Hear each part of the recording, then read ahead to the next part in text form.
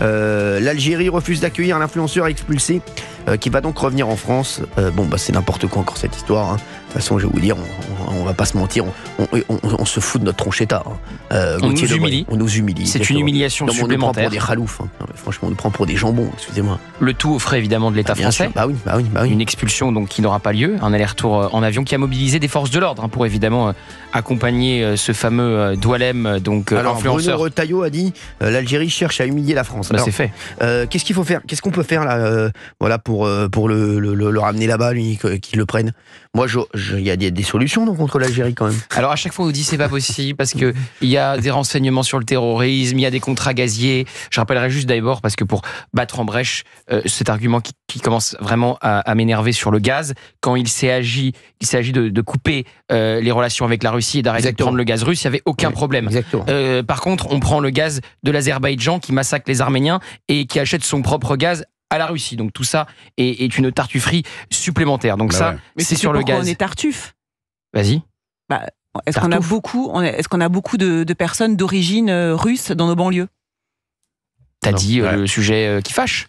T'as dit le sujet qui fâche. La réponse est dans la question. Voilà. Parce que sinon, au bout d'un moment, il faut arrêter de se faire humilier. On se fait humilier sur Boualem Sansal qu'on ne récupère pas. On achète une paix. Par contre, on récupère l'influenceur sous OQTF. Et vous savez ce qu'il faisait, cet influenceur? Pourquoi il a été arrêté par Bruno Retailleau? Il appelait juste à tuer les opposants au régime algérien. Et maintenant, l'Algérie ne veut pas le récupérer. L'interdit sur son territoire quelqu'un qui a appelé au meurtre de ses opposants. Je vais vous dire la vérité. Tant qu'on aura des dirigeants qui seront mous, des guimauves qui ont peur, des chamallows. Je veux dire, quand on aura des chamallows comme ça partout, tous les postes clés, écoutez, moi bien, ça pourra pas avancer. Monsieur Retailleau n'est pas une guimauve, Cyril. Mais il peut rien faire, Bruno. Mais c'est fou d'ailleurs, parce que malgré sa communication, malgré ce qu'il essaye de mettre en œuvre, il se reprend cet influenceur en boomerang.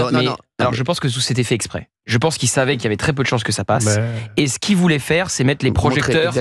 Voilà, regardez, maintenant, parce que là on est humilié. Et donc là, ce qu'il veut dire en filigrane, Bruno Retailleau, c'est que maintenant ça suffit. Il a fait ça pour qu'on prenne enfin des mesures de rétorsion à l'endroit de l'Algérie. Mais là, c'est plus de son ressort. C'est le président de la République. Alors d'accord, si la stratégie était celle-ci, c'est-à-dire de créer ce moment-là, derrière il faut agir. Oui, parce que si derrière on n'agit pas. Et que ça reste en l'état, là on prend cher. Mais non. Et on peut agir sur le plan financier notamment. On prend cher, je suis d'accord, Olivier d'Artigol. Mais Bruno Retailleau, il est ministre de l'Intérieur. Il peut pas tout faire. Aujourd'hui, c'est pas lui qui a toutes les clés. Donc je suis désolé, les mecs. Il peut pas faire. Il peut pas. C'est pas lui qui peut dénoncer les accords de 68. C'est pas lui qui peut bloquer les flux financiers. Là aujourd'hui, c'est du ressort du chef de l'État. Bien sûr. Voire du Quai d'Orsay. Du Quai d'Orsay, exactement. De Bercy. Les sanctions financières. Oui, mais c'est Emmanuel Macron ou François Bayrou. Exactement.